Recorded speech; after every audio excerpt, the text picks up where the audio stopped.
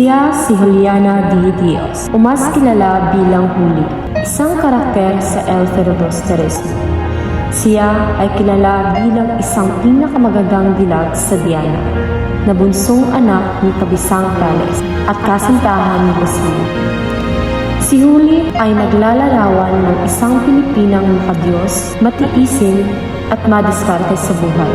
Siya rin ay nagpapakita ng pagmamahal sa pamilya. Handa niyang gawin ang lahat at isakripisyo ang lahat para lang sa kanyang pamilya. Kagaya na lamang ng ginawa niya para sa kanyang ama.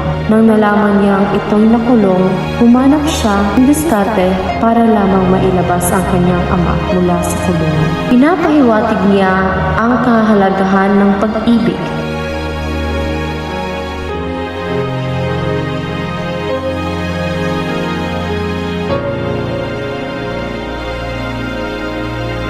Noong nakulong si Basilio, humingi siya ng tulong kay Padre Gamura, ngunit ito ay may kapalit.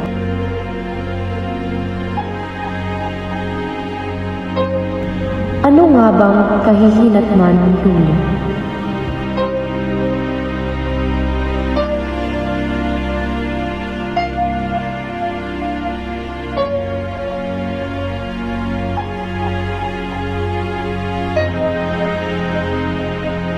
Mahapaging Maria, nagpupuno ka ng grasya, ang Ginoong Diyos ay sumasa iyo.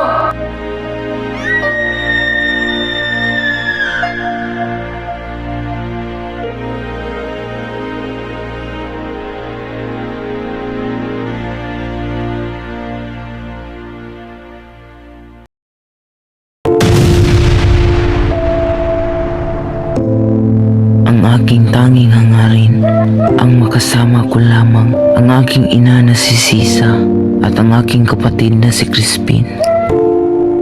Ngunit ipinagkait ng aking mga kura ang buhay na iyon.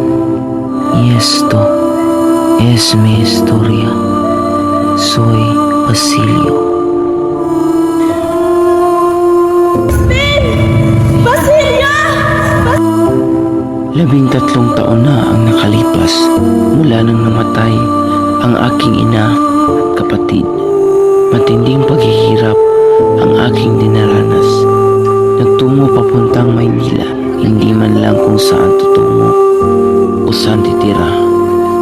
Nung nawalan ako ng pag-asa, dumating siya, si Kapitan Tiago, ang kumukup at nagpaaral sa akin. Tiniis ko lahat ng pagkukutya at panglalait ng aking mga kaklase. Gayunpaman, nung tumutong ako ng ika-3 taon ko sa pag-aaral, ay bumubuti ang aking kalagayan. Nakapagtapos ako ng kolehiyo sa kursong medisina.